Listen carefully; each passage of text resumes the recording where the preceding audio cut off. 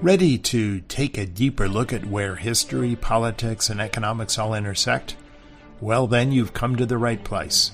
Each week, here's where we pull back the headlines and focus on the big trends, the stuff that actually shapes our future. Through the noise, we focus on the signal. I'm your host, Neil Howe, and this is Demography Unplugged. Today is May 11th, 2021, and this is Demography Unplugged. Welcome back, everybody. As we do every time we do this, I have on my podcast my fellow analyst, Christian Ford. Christian? Good to be back recording, Neil. You're vaccinated. I'm vaccinated. I guess we got those going around, and pretty soon the 12 and 13-year-olds in my house will get vaccinated. Just imagine that. As always, if you want to dive deeper into everything we talk about in this podcast, please consider subscribing to our research product, Demography Unplugged, which I put together here with my team at Hedgeye Risk Management, including Christian here. You can Google it. Among other things, you'll be able to get our newswire. You're able to get most of our black books. You can watch the show on COVID-19, which actually, for understandable reasons, we haven't done for a while. But we do also, we have had a number of black books out, and we do special interviews with guests. So let's get into today's podcast. As always, we have a lot to talk about the continuing bull market, although we haven't really seen it over the last couple of days, but it's kind of going on there. That's certainly the trend since our last podcast. I think we want to say something about Biden's new offensive in policy, which is the infrastructure package. And sort of, we actually did a show on that, I think, I can't remember, a couple of episodes ago. Right. And we may have a couple of things to say briefly about things abroad. We have two newswires that we want to cover, a big subject in the demography world, a big issue, and this is the release of China's 2020 census. So, prepared to dive deep here into that. People sometimes, comment, gee, Neil, when do you really do real demography? Well, so you can get your work boots and your work gloves on, because we'll be plunging into that. We actually did two pieces on it. We did it up front when they had delayed the results. Now they actually have preliminary results out. We'll talk about those. Actually, I think we anticipated the results very accurately, didn't we, Christian? I think we right on the nose. We kind of nailed it. And finally, we have sort of a thought piece, which I issued. Someone asked me, Neil, are we going to have another Roaring 20s? Yeah, think about it. Roaring 20s, so. And my answer was another Roaring 20s, not a chance. That is not in our immediate future. So we'll go through and explain why, and that'll be sort of a more impressionistic thing, and we'll end with that. Just in terms of where we are, I guess we should really start with your market news and indicators, and then we'll, kind of try to wrap that up pretty quickly. So why don't you go ahead? All right, Neil. Well, it's been 15 trading days since our last podcast, and the S&P 500 has not moved much. It is up 0.6% since then. The global Dow, that's up 3.3%, and the VIX closed yesterday at 19.66. Well, it moved a lot. It just didn't end up anywhere different. It kind of went up, and then it came down. And where's the VIX now? 19.66, so a little bit above what we were seeing a few weeks ago. Right. Well, yeah, a lot of motion lately. And, obviously on the downside, it's going to be higher than it is on the upside. Right. Okay, so what about indicators? I know it's been a while, so we probably have a few. Maybe you can give us the highlights. Yeah, I'll give us the highlights. We got GDP for Q1. That grew at 6.4% annualized, slightly better than expected. And then the other really big piece of news everyone was talking about was the non-farm payroll for April. The U.S. only added 266,000 jobs, Neil. This was way below expectations of 978,000 jobs. I don't know if you have any thoughts on why was the consensus and the actual reading so much different, Neil? Well, look, I mean, we've written about it. I think what was on everyone's mind is the fact that there is a supply constraint, namely, particularly when it comes to non-college jobs, jobs at lower wage and earnings levels. The combination of people fearing to go back to jobs which involve a lot of interaction with customers, particularly younger people who haven't had their vaccines yet, plus the impact of an extra, $300, on their weekly unemployment comp, which has been extended, combined with the eviction moratorium and a lot of the other things. I think it's the opinion. I don't think this is a minority opinion. I think it's a majority opinion. This acts as a constraint. The big sign of that, which I think to me is sort of justifies that assessment, is the huge gap we saw between the increase in jobs by people with 4-year college degrees, which went up really strongly, right? And almost no growth among non-college workers. And to me, that's it. I mean, that really nails it. We also saw as corroborating evidence the NFIB, National Federation of Independent Businesses, in their last report, which was, I think it stands fairly positive. I think it was down slightly from the previous month. Wasn't that April that it came out? A record share, going back to 1970s, right, when they started doing this, right? A record share of small business owners and managers reported that they just couldn't hire people. They can't find people.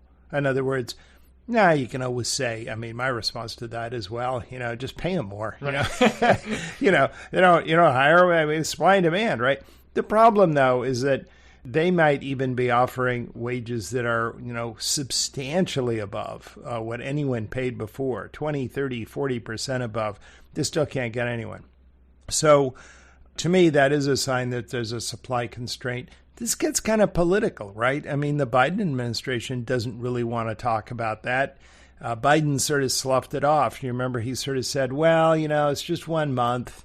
And it just shows that the problem is more serious than we thought. In a way, Biden is sort of feeding off the continuing crisis, right? I mean, well, it just shows you what a big problem we have. This isn't going to be solved overnight. We need these subsidies to still go out.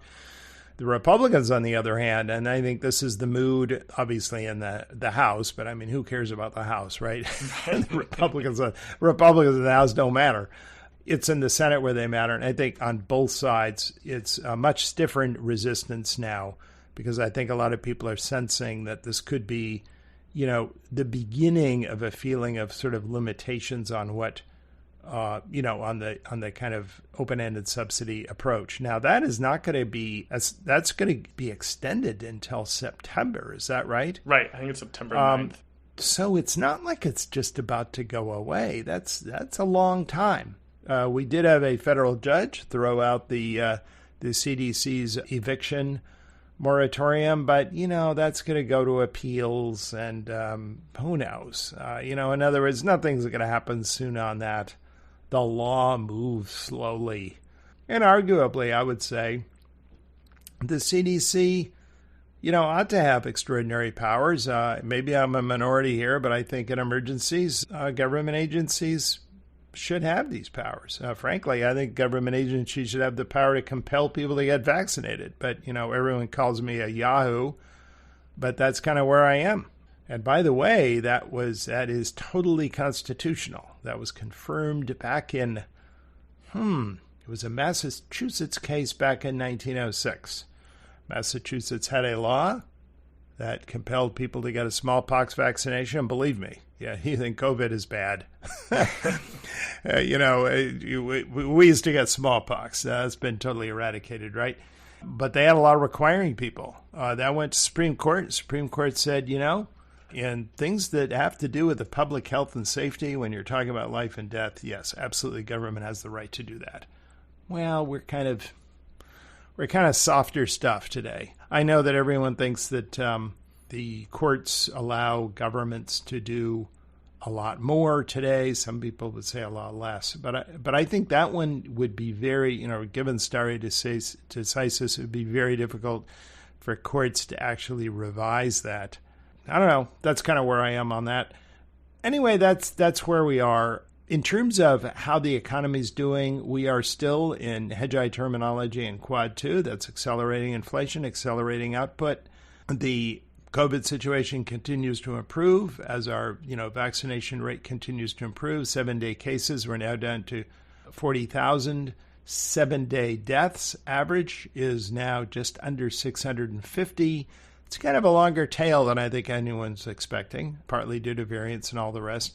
But we just see, continuing signs of the stimulus, the combined stimulus of monetary policy and fiscal policy. 10-year tips. So that really is the real interest rate. That's down to minus 0.89%, right? So we're back. It's actually been going back down again. So policy is recently becoming more stimulative. When we are down to like minus 0.9 or minus 1% effective interest rates, on the 10-year, yeah, that's stimulative. That means, you're borrowing, if you can borrow at the Treasury rate, you're paying back less in real dollars. You're expected to pay back less in real dollars every year. The 10-year break even is up, right? So it's becoming more stimulative on the one hand. On the other hand, the 10-year break even, what everyone expects the inflation rate to be for the next 10 years, is up now at 2.54. Once that goes to about 2.65, so imagine about 10 more basis points, we're higher than we've been since before the GFC. You have to go back to like 2004. And once it goes up to, 2.75 or 2.8, that's as high as it's ever been in the history of the recent index bonds since they were, started to reissue them in 2002 or 1999, I can't remember, but sometime around there. Credit spreads remain low, commodity prices are trending up, and the dollar, after going up for a while, is now the last month going down. So I think we just have more of the same. Why is the market down the past 2.5 days? It looks like now it's going to be a third day. I don't know. This is technicals.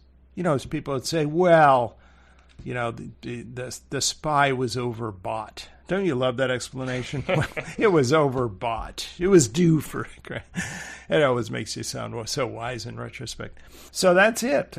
Maybe is there anything else you'd like to comment on either here or around the world? I'll just talk about a couple of PMIs here from the U.S. These are from Market. They got their final April readings. Manufacturing came in at 60.5. That's their highest reading ever since they began doing this indicator in 2007. And for services, it came in at 64.7 for April. So looking pretty good there. Wow, then that is good. Abroad, I'll just do the Eurozone, also their market PMIs. Manufacturing came in at 62.9. That's its highest reading since 1997. And services came in at 50.5, and that's its first growth since August. Wow. So maybe they have something to invest in again in their economy that would maybe explain their hesitance about purchasing dollars. Maybe they have something, at home that they can spend on. All right. What else have you got? Oh, that's all I got for indicators. Okay. So do you want to talk, I know before we get to our, we have a lot to talk about with regard to, news wires and demography, but is there anything abroad you want to mention? Yes, I do have a few news stories here, short and sweet, but Brazil, Bolsonaro, he is on the hot seat once again, Neil. He is now under a Senate investigation for his handling of the coronavirus.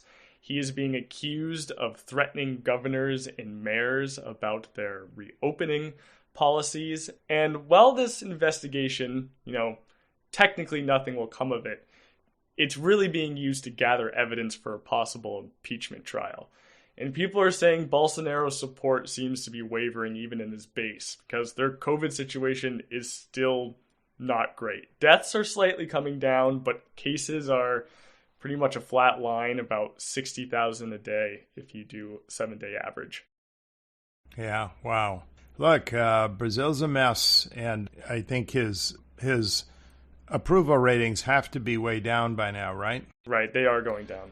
Well, bring back Lula. right? I mean, he's tanned, rested, and ready to go. I think he's cleared by the courts. He's eligible again legally, so we'll go back to a 70-something populist, a legend in the old days. Bring him back. That'll be an interesting shift.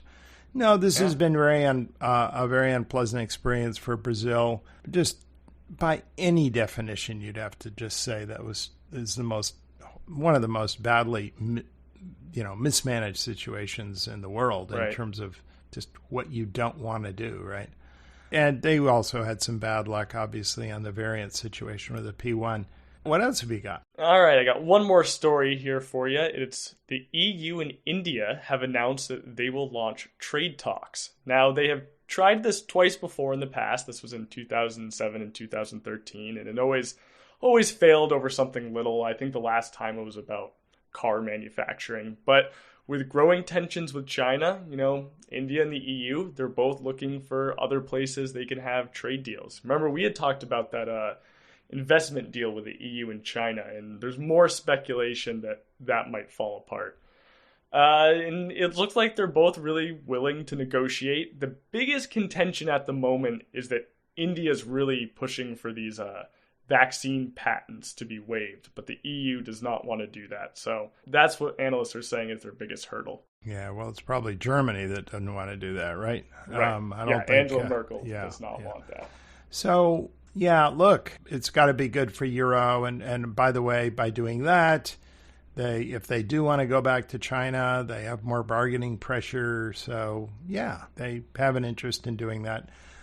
I'd be really interested in figuring out what Boris Johnson is going to do with India. Now he's free to broker his own deal, right? I mean, right. India is an ancient, I shouldn't say ancient, but it's the traditional trading partner of Britain. And I should say that Bojo is off a great victory. They had a by-election in a northern district where I believe the Tory won again, another one of these very traditionally labor old manufacturing districts, and just got a huge victory, just completely cleaned up. At the same time, there is bad news for the Tories. They continue to have this problem with Northern Ireland. They're losing their true blue supporters there, and obviously in Scotland. So on the periphery, but meanwhile, the Conservative Party is becoming increasingly a traditionalist English party. Let's just talk about it, right? We're back to our cultural center again, right? Let's forget Britain. Let's just talk about England, right? So they're becoming an English party. And they are getting back all these older labor voters, right?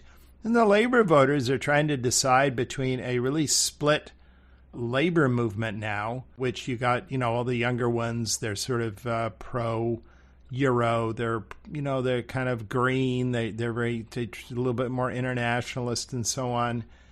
And these guys just think, if it's a choice between that and tradition and old England, let's go back to that. This is really an era of trial for labor, even with this new labor leader. They got rid of the older one that clearly was a liability for them, but they've got their work cut out for them, and I think we're going to see where that goes. So, well, excellent. I think it's time what do you say we dive into demography? All right. So this actually is two stories I came up with. The first story we did before the announcement of what China's 2020 census would be. And this was actually something, approaching a geopolitical incident, but this was a story that was run by the Financial Times about 10 days ago that actually rumored that China had delayed the reporting of the bottom line results on its 2020 census for over a month. And the whispering is that the population was actually recording a decline, right? And that they couldn't face it, right? It was such a loss of face, right? That they didn't know what to do. And they claimed to have inside sources on that, right? after the story came out, immediately there was, responses. There was the Global Times, which is the Communist Party-directed newspaper, reporting that a numerical drop in 2020 was unlikely, and if it did occur, it'd be a statistical blip. It's just immediately defensiveness. Although it also added that a decline actually might be likely in 2021 for reasons we might get to later. Obviously, the biggest fertility blow is to get hit in 2021. 2020 looks bad enough in China for births. And a day after that, the NBS, that's the National Bureau for Statistics in China, issued a one-sentence announcement on its website, only saying one thing, just one sentence, that China's population did indeed increase in 2020 over 2019, just responding to this Western rumor, but no other clarification than that. So what's the background here? The background is this. In January of last year, the People's Republic proudly announced that China's population had just pushed barely over 1.4 billion. It was like 1.400, 1.401, something like that. So it was 1 million, right? For the first time. And this is important because you have to keep in mind that India's population is now 1.339 billion and is expected to cross the 1.4 billion mark by 2026, right? We're only talking about 5 years from now.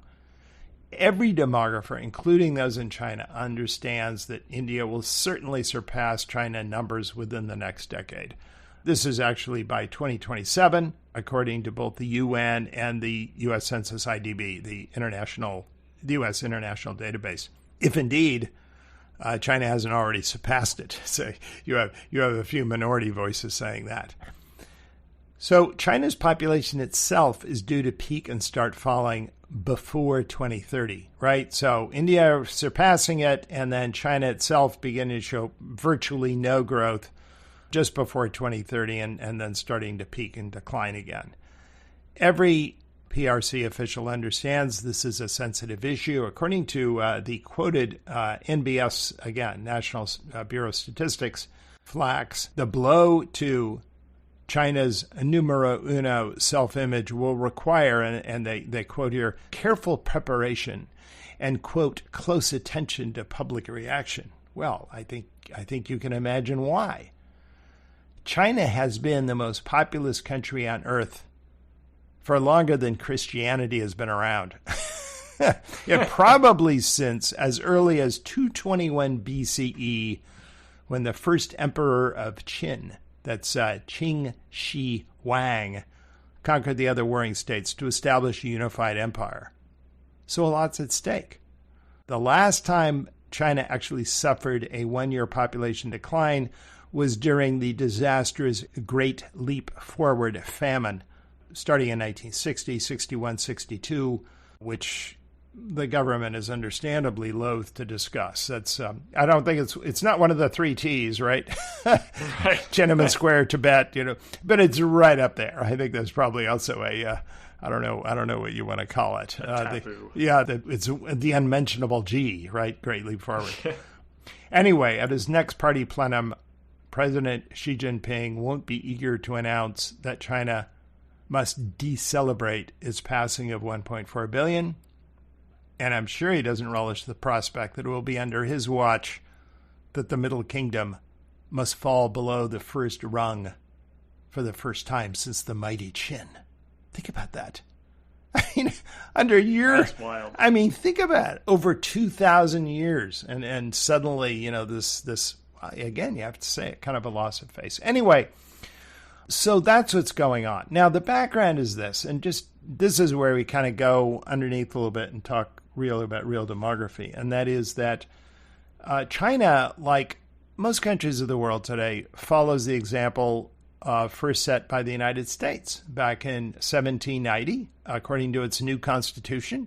We like to think of the United States as a young country, right? But politically, we're one of the oldest political entities that's still in operation, right? How many countries have an unbroken government going back to the late 18th century? Anyway, as we all know, in the new Constitution, ratified just before 1789, we conduct a census of the national population every 10 years. And almost every country has followed suit. There are a few, like Japan and Canada, they follow the Roman example, and they do it every 5 years. So China, as so many things, they followed the U.S. example. But this, by the way, is something people don't realize. And China's animosity toward the West and toward the United States in particular, I think, has to do with the fact that in so many ways they emulate the United States, right? And that makes the anxiety and the frustration doubly painful, right? I mean, just think about it. China has a CDC. Why? Because we have a CDC, right? I mean, it's just all of these things, right? So anyway, they do this 10-year census. So they did their first census in 1953, right after the founding. And they've done one about every even-numbered year ever since. So the 2020 census will be their 7th. Now, remember, a census in theory requires an actual enumeration of people living in every household.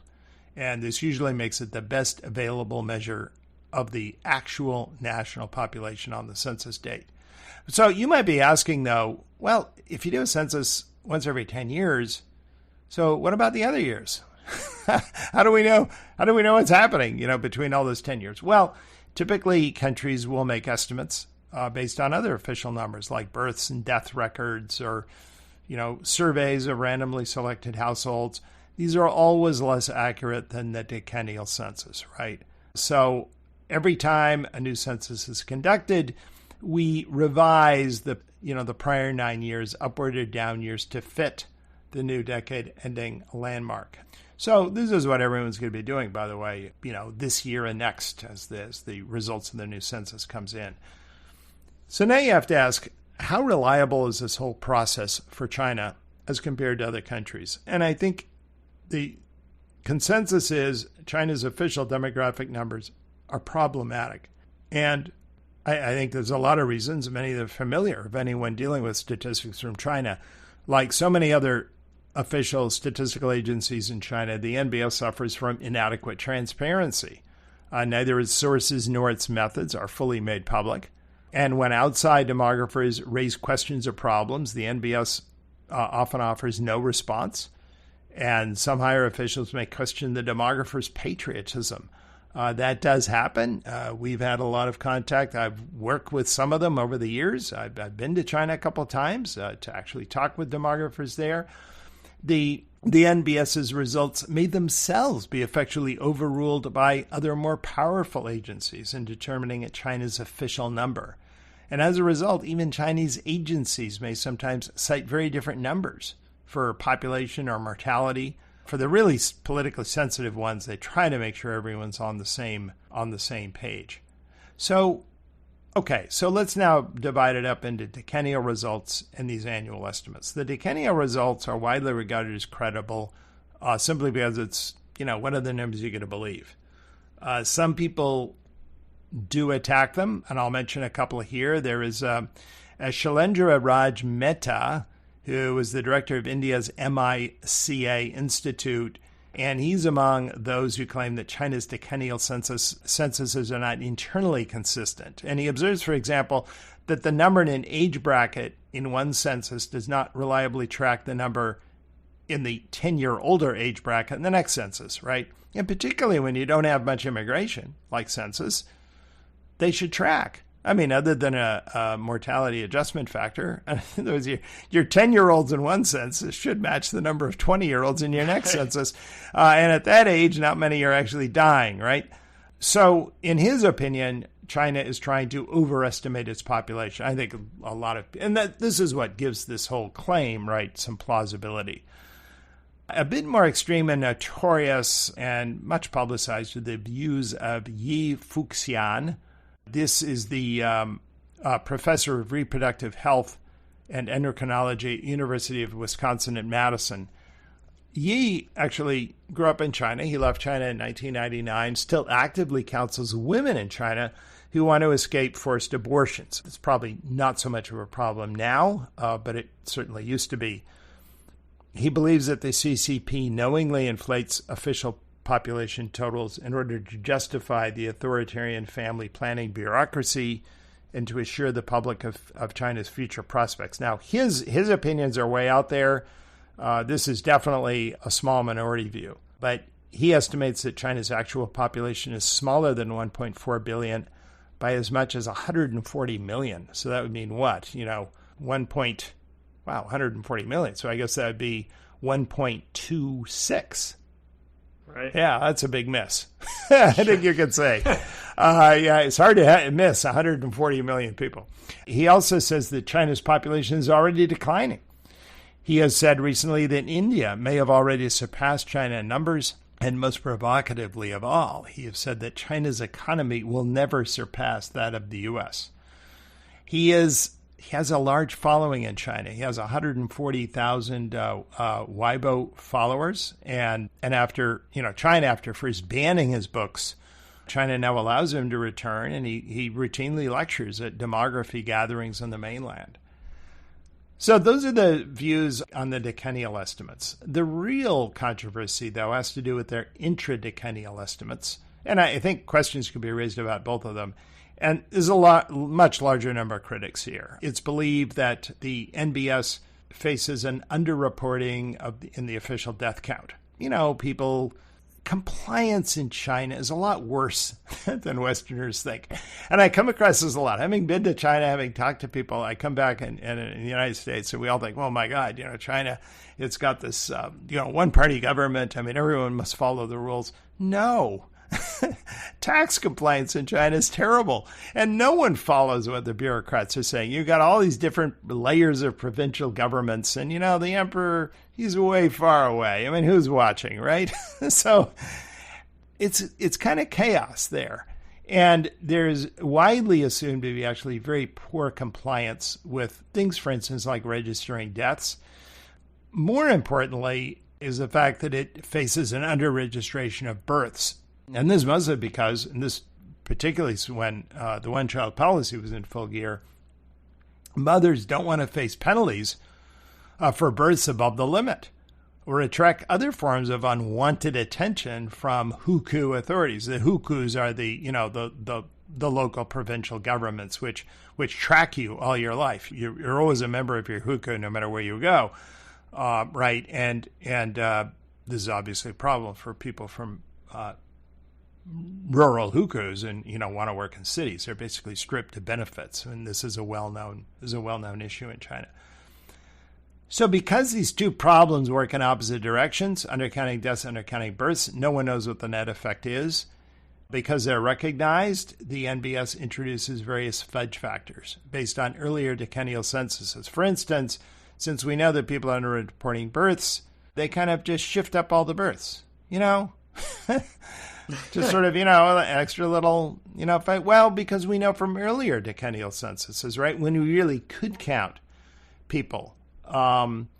And the way they count them, actually, is exactly that way. So the statisticians typically wait until newborns reach age 7 or 9, and then they compare these known counts of kids, say by looking in schools, with registered birth numbers 7 or 9 years earlier, right? And then you kind of, it looks like we're undercounting by about 15%, right?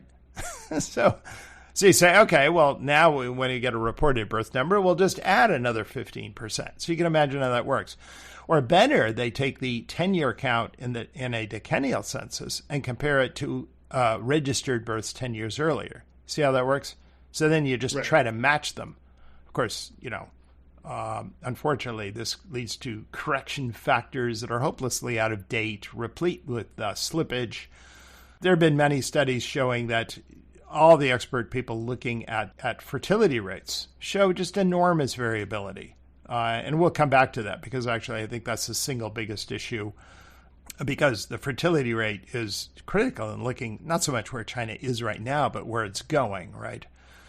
So these issues aren't getting any better over time. And as a result, there's a large disagreement, even within China, about exactly how big the fertility, what the fertility is. The Health and Family Planning Council, which runs the child limitation policies, they favor higher reported births in order to maintain support for its mission, right? Because that means, oh yeah, we're having plenty of births. We still have to keep them in line, right? We have to make sure people aren't going to have too many kids. And it reports the party line that the total fertility rate is close to 1.8. Well, that's well above the UN and World Bank estimates, which are now at about 1.7. But until recently, the NBS continued to make available its unadjusted annual fertility microsurveys, where they go every year and actually interview women. And until all the surveys since 2016 suddenly disappeared from its website, these unadjusted data point to TFRs declining from about 1.4 15 years ago to about 1.0 by 2018. Something close to, Yi's, Yi Fushan, right? This is something close to his nightmare. So have low TFRs become politically unmentionable? Well, no. There's a growing number of Chinese demographers who now favor TFR estimates well beneath the World Bank's. The PBOC. Okay, this is China's central bank. And this was got a lot of attention in a footnote in a recent paper, conceded that China's TFR is probably between 1.0 and 1.5, and certainly below the official planning assumption of 1.8. So that's the central bank, right? Here's another guy. This is Civil Affairs Minister Li Zhiheng, who warned in a recent publication that a dangerous drop in the birth rate imperils China's future. He talks about, the low fertility trap, and makes higher fertility a top national priority. Like the PBOC, Lee cites slightly adjusted NBS data, these microsurveys again, pointing to a TFR hovering between 1.0 and 1.5, same TIM numbers in recent years, and showing no improving trend over time. So the bottom line is there's no unified PRC conspiracy to lie about China's population. There is, however, a somewhat untrusted decennial census and a very untrusted annual updating procedure, and they've given rise to a wide diversity of views within China about both the size and direction of the population. So what does this all mean? I think what it means is that people are going to look very closely at this new census to figure out what's going on. I think some of the tension may be the very accuracy of this new census, pointing out some of the problems with this updating procedure and probably forcing it to come to terms with the decline in its fertility rate. And remember, again, I can't overstress how important this is for just the public image, the brand of China. There is a Xi Jinping, one of his favorite mantras is the East is rising and the West is declining, right? It's this triumphalist message. And the CCP officials are, repeat this endlessly as the wisdom of Xi. Well, what if the East is declining? It doesn't look so good, right? And so that's what's at stake here. So we don't know what happened, and I'm going to go to my next article in just 1 second, because we're going to look now that we actually have some results in the census and see how that compares with some of the very preliminary results we now have from the census. Well, one thing I did a week before these results came out is I basically said, what are we going to estimate in terms of actual births? What would we estimate, particularly given what we've already seen, these large declines in registered births, in 2019 and 2020. And I think we came out and said we estimate about 2.5 million fewer births. And I think overall, see where my estimate was on that. I think we're looking at something like 12 million births, right? And we're going to come back to those numbers in just a second. But what that would mean is a much slower growth rate. It would also almost necessarily imply that China's total population did not grow nearly as much over the past 10 years. And the final census results, as we'll see in just a second, kind of show a little of both, and they show a little straddling there. We're going to come back to that. But before we go there, let just make me say what further confuses the 2020 results, of course, is COVID-19. So, just throw that in the census year itself. So, to be sure, China's total reported deaths from the pandemic in 2020, fewer than 5,000 deaths. No deaths since last April is completely defies credulity, right? I don't think anyone believes that.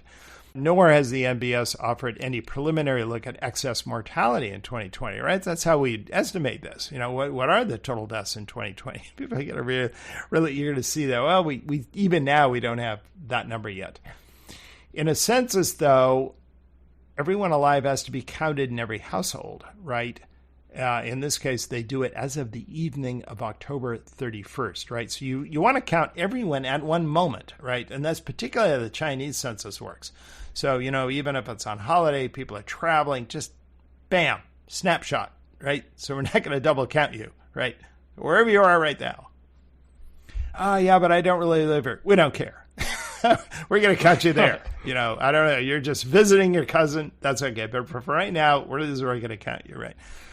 So this is a problem. This is what makes it accurate, and this is what means it could contradict some of the trends. Anyway, now I want to go on and talk about what we actually found out, right? After this came in, I believe this was early Tuesday morning, right, where we got the final results that came out on Sunday. Last Sunday, China's State Council Information Office announced that the NBS will be releasing its top-line census results on Tuesday, and they did.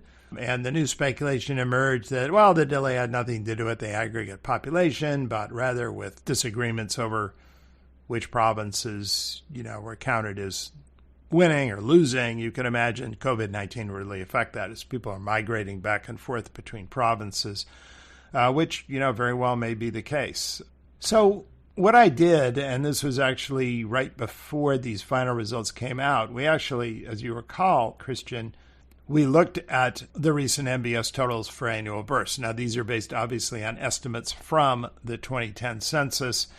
And it's really interesting. They, trundle along at about 16 million, and they rise just very slightly to 2015. They go way up to 18 million in 2016. Then they come back to about 17 in 2017. And then they've really been falling ever since. They fell down to only 15 million in 2019. And then they absolutely plummeted in 2020, right? And we made an estimate based on the difference between, registered and actual final births, and we estimated 12.5. Well, guess what? The final result is in 12. So we actually overestimated China's births in 2020. They're down further than we thought. And keep this in mind, by the way. This does not include much impact yet from COVID, right? Okay, yes, China was hit by COVID about a month earlier than those of us in the West, at most, 5 weeks earlier, 6 weeks earlier for, the areas around Wuhan, perhaps. But that still means that you only have about 2 months, right? You basically have November and December where you'd expect, pregnancies to actually result in births. Maybe for some areas, the last week of October. So the big impact with COVID is actually going to be in 2021. Hence, back to that Global Times. You remember that story? Oh, yeah, well, there may be a little decline in 2021. I think that's where that comes from. So one of the things you can see here is this huge decline. And actually, where are deaths? Well, deaths have been rising. China's an aging society. So back in 2010, deaths were about 9.5 million. Today, they're about 10 million. Okay, you got that? 10 million deaths in 2020. 12.5. Well, now we know it's lower. It's 12 million births. 12 million being added. 10 million being subtracted by deaths. What does that lead you? 2 million, right? 2 million, Neil. And if you discount much immigration, which China's never claimed to have much, I don't know. They bring in brides and various things, particularly from Cambodia and other places. But, the net impact of immigration is not much. That's 2 million divided by roughly 1.4. What's that growth rate? That's 0.14%, right? 0.14%. I mean, that is getting to be razor thin. I mean, we now think in the U.S., our population growth we think of as being razor thin, and we're still at 0.6%, right? Even in a bad year, right? So, Neil, question for you real quick. Yeah. What about their working age population? Is that still growing? Oh, that's already been declining. I mean, that started declining about 5 years ago or 5 or 6 years ago. So that decline is going to steepen. And the reason it's declining is obvious, right? I mean, they're younger cohorts, the cohorts born, who are under age 65 are all the products of much lower fertility rates, right? And particularly the new ones coming into the workforce are much smaller, right? They're certainly the result of much lower birth rates. Like the United States, by the way. The United States also has the growth in the working age population, which is very close to zero. And keep in mind that we actually have the benefit of, substantial net immigration, right? Right. But, and we're being hit by COVID, obviously. We had certainly more COVID deaths relative to our population than China, I think it was fair to say, even if China certainly didn't count them all. And we also had much more of a negative impact on immigration, certainly in 2020. So that could be, it was a very low year for us in terms of net population growth. But we're going to be up pretty positive again in total population growth in the 2020s. However, increase in the working age population, we're going to be very, very, very, very slow rate throughout the 20s. It's going to rise a little bit in the 2030s and 40s as you actually begin to get actual children of millennials, right? So that'll be the echo boom, right? So that's kind of where we are. I think, right now we're going to be somewhere around, 0.1, 0.2% per year, and we'll grow a little bit. So we're not going negative in terms of working age population like China. Right. Although we will be getting very close to it. So what are the implications for the total fertility rate? Well, when we look at years that are only 3 or 4 years apart, the delta in the TFR will be roughly proportional to the delta in births. So the World Bank, bless their hearts, I mean, along with all these other big international organizations, they've avoided any close examination of year-to-year birth changes in China. Look, I mean, the UN, same way. I mean, you can't rework everything from scratch from these countries. You kind of have to accept roughly what they're saying, right? They simply assume that China's TFR has been slowly rising from about 1.63 in 2010 to around 1.70 in 2019. So interestingly, they're assuming a slow rise in TFR. But if we do year-to-year changes, we can see that whatever China's TFR was in the early 2010s, it is only 75% of that level in 2020, just given the fall in births, right? So if we assume the World Bank was correct back in the early 2010s, right, post-GFC, and that China's TFR then was around 1.65, then in 2020, it was somewhere between 1.25 and 1.3. That's a dramatic descent. And when you're talking about that, you're talking about getting close to Japan levels, Singapore levels, Taiwan level. You know what I mean? You're suddenly in the same ballpark, right? Right. And by the way, maybe I should just sort of stop the suspense, but they did issue a total fertility number, and it was 1.2. So again, we overestimated China's fertility. But at 1.2, regardless of where they say their total population is right now, that means an exceedingly small growth rate, and it means they're very close to peaking in terms of total population. We'll come back to that in the end in just 1 second. But the other thing we did in this piece, and again, for those of you who don't subscribe, you really should. We have got great graphics here, and I just say thanks to Christian here. He put these together. I mean, they really look cool, Christian. We got both annual births and population pyramids, a bunch of really great-looking charts, which actually show the different population waves in China's history. This is something called Sun's Law. Hey, I told you we were going to, get heavy duty with demography here. So Eilert Sundt was a Norwegian demographer. He did a lot of work in the 19th century. Scandinavia is great because they have official records going back a long, long time. And he was the one who discovered that when you get a birth boom, for whatever reason, by chance, by famine, by, low price of grain, or just whatever happens to go on, right? Even if nothing else happens, you get a big boom, about 20 years later, right? Why? Well, those kids then grow up and they themselves have kids, right? And so it's an echo, right? And gradually it fades out because people give birth to kids at different ages. And so it's a little bit like ripples on a pond. It gradually sort of dissipates, right? But it's amazing the impact it can have. And when you look at Chinese history, you see, and the China themselves talk about it. They talk about their three waves. The first wave was the founding wave, which was just after the foundation of the Republic. It was in the early 50s. It was, between 20, 23 million births per year. By the way, that's a sign of how much China's fertility rate is falling, right? China back then had what? They only had about 600 million people. And yet they had a lot more births. Every year they had over twice as many births. Right? Over 20 million births with only 40% as many people. Anyway, you see where I'm going with this. Yeah. Well, they had a lot more births.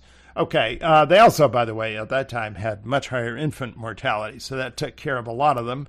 But even the kids who survived, there were just a lot more of them.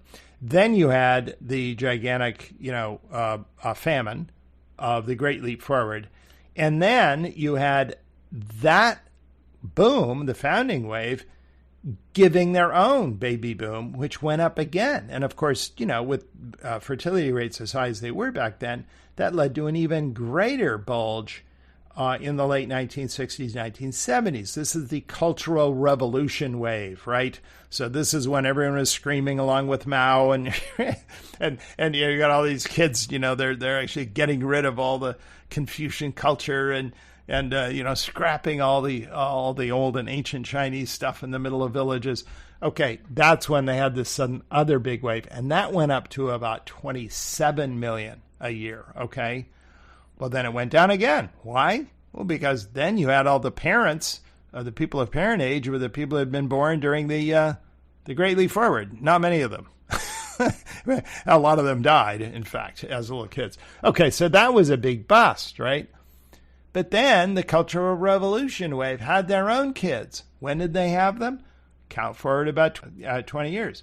So you look now at the late 1980s, beginning in the mid-1980s to the late 1980s, right up to about 1990, and that was kind of the Deng wave, right? I mean, think about that. That was sort of your Deng Xiaoping, right? That was his wave. That was the new wave when China was suddenly beginning to accelerate in terms of its economic growth rate. That leads to a question, Christian. Where's the fourth wave? I mean, that was 25 million a year, right? After the bust, 25 million a year. And that would have been much larger. That might have been up to 40 million had not they introduced in 1980 the one-child family policy, right? So suddenly now that was squeezed right. But even if you squeeze it down, it still could be relatively larger, right? So it went up again to about 25, 26 million at its peak. And then it's steadily come down, right? As we said, it was only about 15 million by 2005. And it went on and on and on and on. And where's the fourth wave? How about the Deng wave? Wait, when are they going to...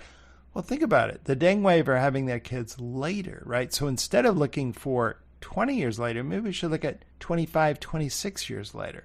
Okay, 1990. Count 26 years later. Where you get? 2016. 2016. And we did have a little boomlet, right? I think we just talked about it. Everyone attributed that to the dismantling of one-child policy. But here's an interesting concept, right? Maybe it really didn't have to do with one-child policy. Maybe it was just a faint and a delayed fourth echo or fourth wave parented by the large cohort of Deng generation parents, right? Right. So that's an aspect which I think has not been sufficiently paid attention to. But here's the killer. Just ahead for the next 10 or 15 years, a much smaller baby bus cohort born during the 1990s and 2000s will be reaching the age of parenthood. And as they do, the birth numbers will plummet, guarantee you. Even with the same total fertility rate, the birth numbers will come in because there are just no parents of that age, right? We actually show this, and I really like this last chart you did on the population pyramid, which actually shows 2030, and you see a much smaller cohort of infants, right, between 0 and 4. So people are born in the late 2020s, much smaller. We're now predicting that whatever was being born in the 2020s, you can now see, and this, by the way, we just drew our chart from the U.S. Census IBD, but they expect this age bracket in China, that is to say the 0 to 4-year-olds, to comprise 64 million children in 2030. That's down from 76.5 million in the same age bracket in 2021. Think about that. Wow. 9 years go by, and it falls from 76.5 to 64. Equivalently, that translates into 2.5 million fewer births every day by 2030 than in 2021. And in fact, that's an average. So that's like every year along the way as well. It might even be larger, right, by the time you get to 2030.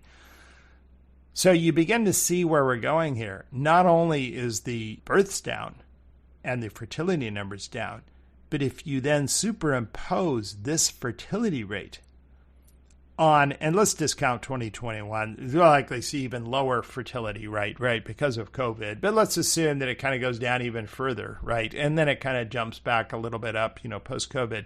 Forget about that. I'm just saying that the fact that you have so many fewer people of parent age means the same TFR is going to generate many fewer births.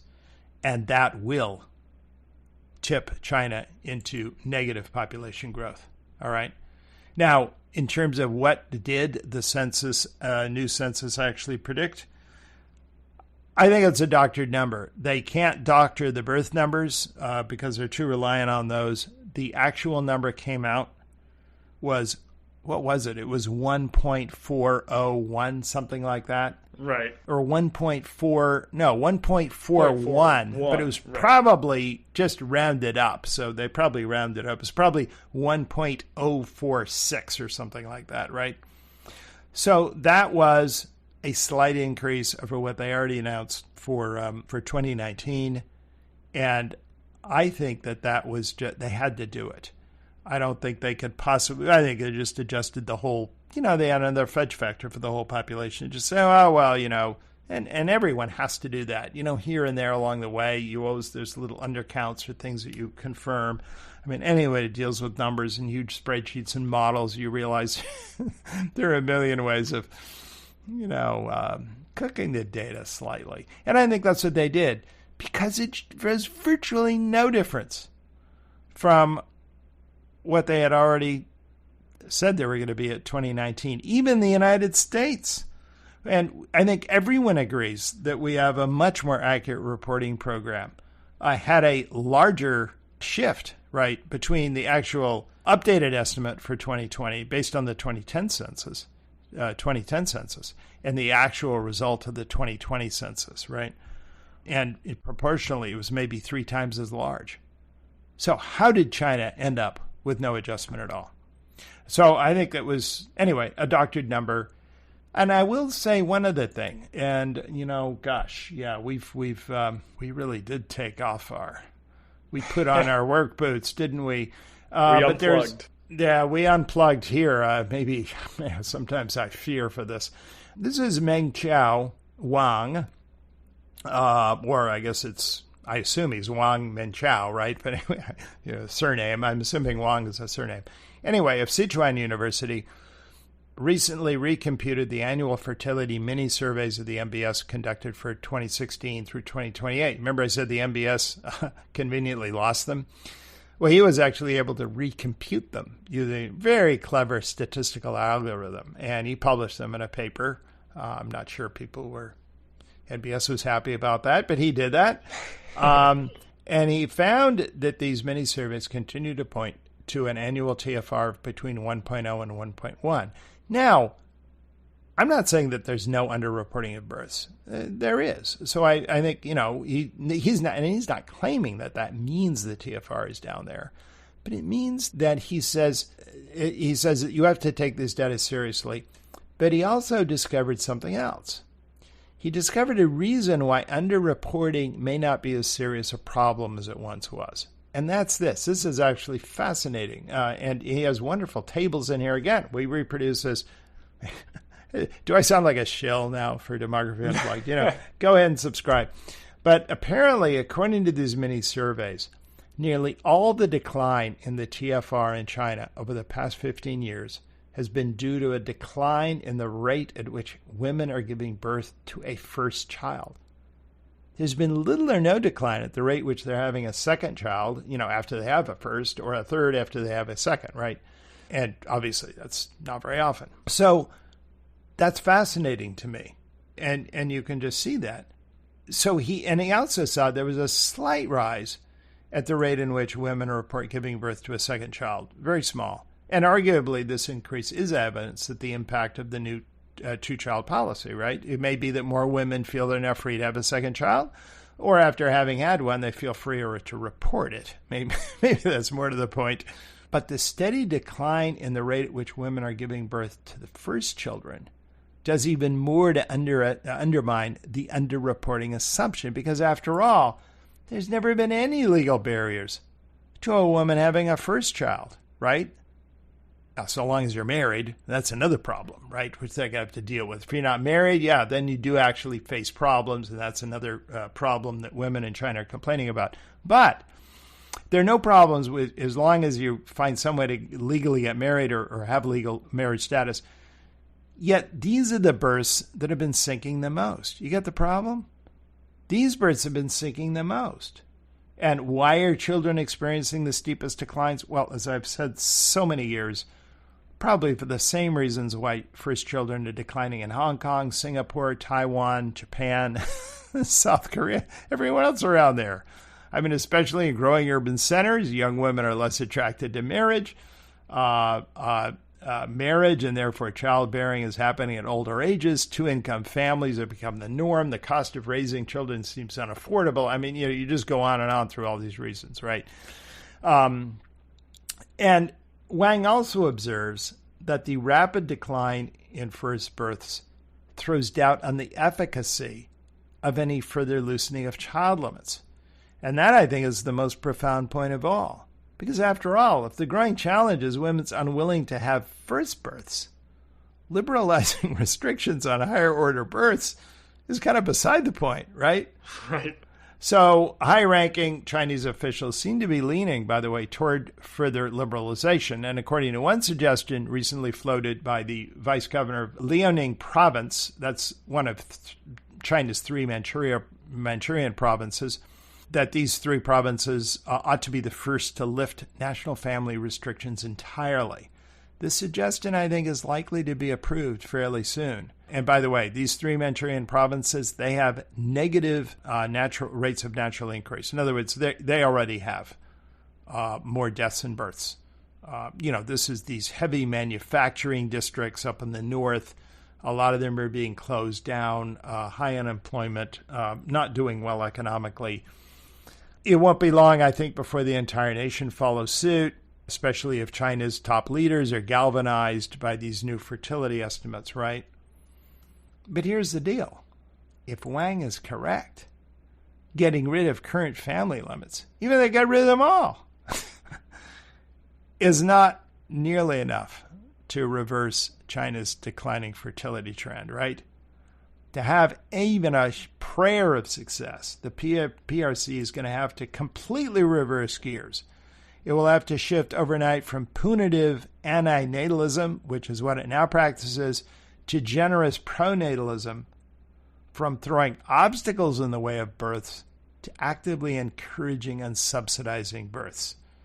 And as we have seen throughout much of the rest of Asia, even that reversal may not move the needle very much. I mean, look at Japan, look at Singapore, look at all these countries. They're actively pro-natalist, right? And how much do they get? How much bang do they get from their buck? So if that happens, You could see China completely reversing their policy, still not having much impact. And at that point, China may be asking itself, why did we wait so long, right? In fact, we wrote a piece, I think, about, several months ago. I think this is actually, might have been a couple of years ago. It was actually one of our pieces in response to the, 2016 shift, sort of liberalizing the two-child family. And I think that our headline to that piece was, China embraces pronatalism, decades too late. So that was our assessment of that. That China, I don't know, what do you think, Christian? Do you think China's just saving face on this? I do think that they're very pragmatic. They do respond, right? They sometimes are very slow. They're hidebound. I think this family planning bureaucracy is part of the whole sort of moralistic kind of Confucian establishment, which really represents, a big power base within China that it's very hard for them to dismantle. Right. But I do think they're going to have to dismantle it rapidly and move again in a completely different direction. Yeah, no, I totally agree. And I think that probably them coming out with these population estimates, just bought them some more time to plan what their long-term strategy is going to be. Yeah, I agree with that. And so the numbers, they're relieved. They came up with a new number that still shows growth, although it still shows growth overall, but almost no incremental growth per year. So they're still facing, imminent decline, and they're still facing even an earlier eclipse by India. But anyway, that's where we are. Once again, we did not get to our last story. But we'll do it, we'll do it next time. It's actually an interesting thought piece. I don't know. It was a little bit different style than I usually do, but it's all on why we're not likely to have another Roaring '20s. So when you think about it, right? The pandemic is over, just like the Spanish flu, right? Time for a Roaring '20s. That's not going to happen. Although I noticed that in some business magazines, people are talking about it. And the reason it's not going to happen is because of the collective peer personality of the relative generations at different ages today. So that'll be a very different kind of think piece. Could be a little bit more generational, maybe a little less demographic, but we're going to go through that one. So that's it. Again, thanks for listening to this episode of Demography Unplugged. Stay tuned. If all goes well, as I hope it does, we'll be talking to you again in another 2 weeks. Thank you for joining me on this episode of Demography Unplugged. If you like what you've heard and want to dive deeper, I've got some good news for you. I'm offering a special research service for subscribers. It provides unique insights you won't see anywhere else, deep dive analysis, charts, videos, and much more. It's designed to help professionals and investors uncover hidden trends and critical developments driving world markets and economies. You can learn more about it online at www.hedgeye.com, or you can just Google Demography Unplugged. You can also follow me on Twitter at HowGeneration. That's HOWE Generation. This content is for informational purposes and does not constitute an offer to sell or buy any investment vehicle, nor does it constitute an investment recommendation or legal, tax, accounting, or investment advice. This information is presented without regard for individual investment preferences or risk parameters and is general, non-tailored, non-specific information. Hedgeye believes the information sources to be reliable but is not responsible for errors, inaccuracies, or omissions. The opinions expressed are those of the individual speaking. All investments entail a certain degree of risk, and financial instrument prices can fluctuate based on several factors, including those not considered in the preparation of the content. Consult your financial professional before investing. The information is protected by copyright laws and is intended solely for the use of its authorized recipient provided access by Hedgeye. Redistribution or republication is strictly prohibited and subject to the terms of service at hedgeye.com.